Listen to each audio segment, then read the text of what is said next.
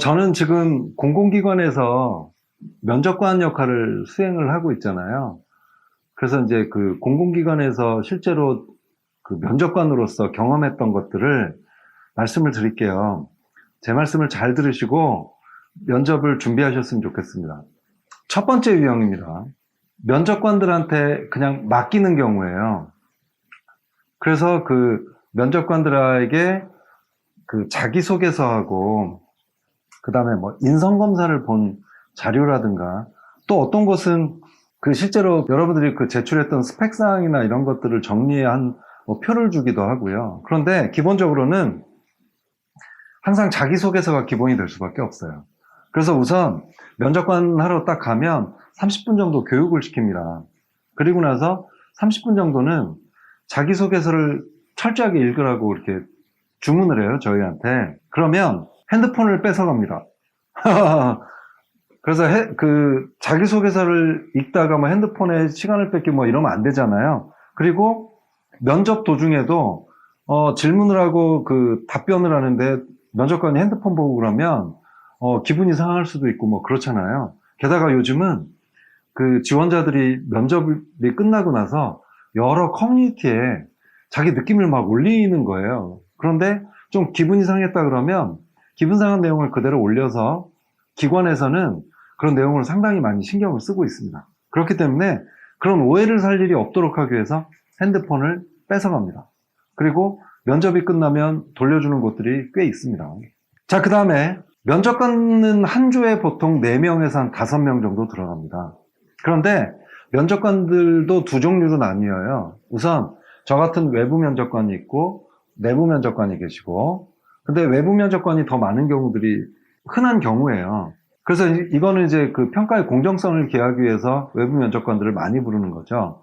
그럼 이제 면접관 한 조가 이렇게 구성이 됐어요. 그러면 이제 자소서까지 그 파악이 다 끝났잖아요. 그러면 역할을 분담하지 않는 경우를 제가 지금 말씀드리는 거죠. 그럼 이제 지원자가 뭐 1명에서 뭐 5명까지 이렇게 들어올 거 아니에요.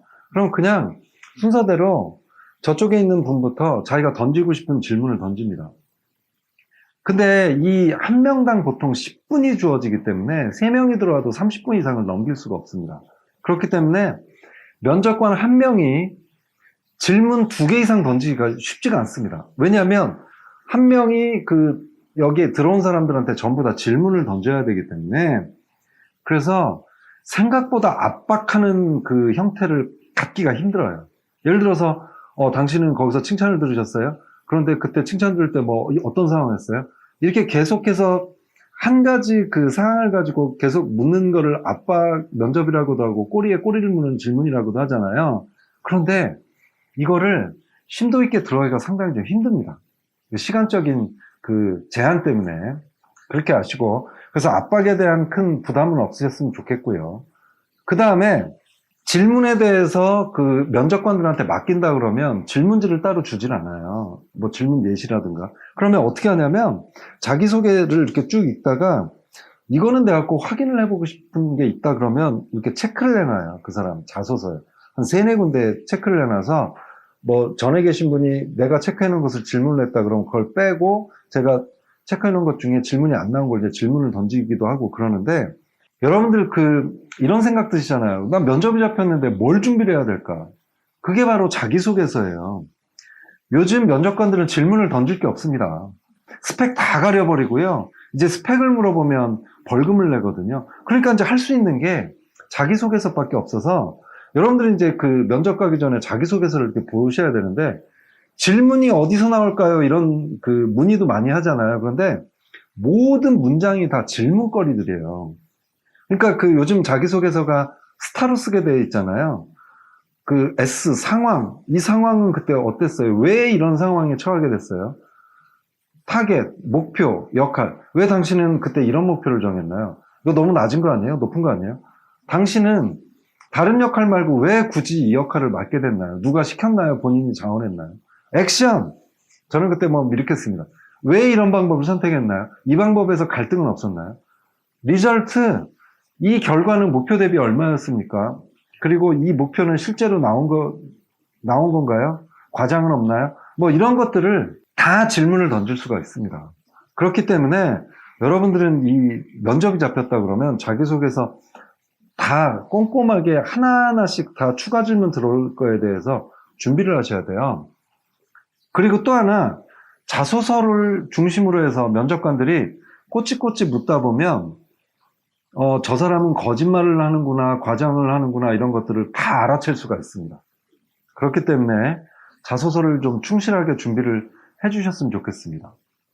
그리고 1분 자기소개는 묻는 경우가 있고 묻지 않는 경우가 있는데 그래도 1분 자기소개는 준비해 가셔야 돼요. 그런데 요즘은 1분 자기소개를 먼저 하고 싶은 사람 먼저 하세요. 뭐 이런 경우들도 많아요.